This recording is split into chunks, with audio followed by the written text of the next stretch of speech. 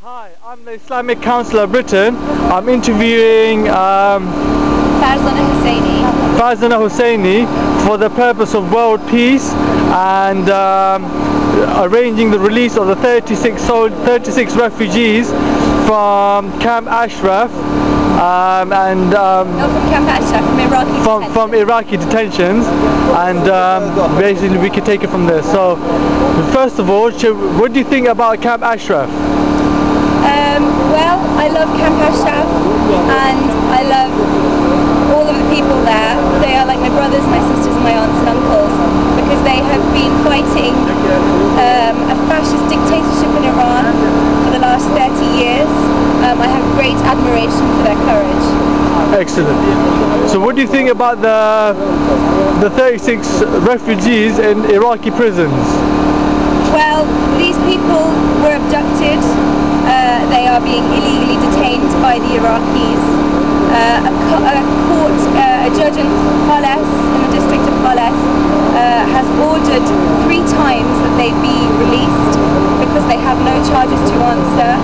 Unfortunately, the Iraqi government, at the behest of the Iranian regime, has obstructed their release.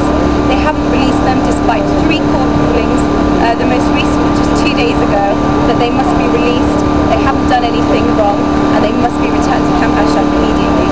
Why do you think the Iraqi government is not releasing the refugees? Well, it's quite clear from statements made by senior Iraqi officials over the last year or so that they are intent on sending the residents of Ashraf back to Iran, where they will face torture and execution.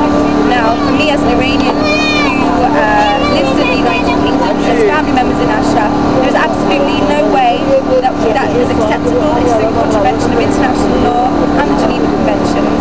That's why we're here. We're here to say, we know what your plans are. We know that you have attacked Camp Ashraf and taken these people hostage at the behest of the Iranian regime.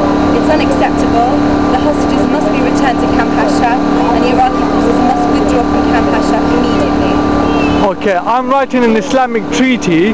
What do you feel about that? What's it about? I don't really know very much about it. Okay, the Islamic treaty is called WPTFIL05, which stands for World Peace Treaty Foundation Islamic Law, November 2005.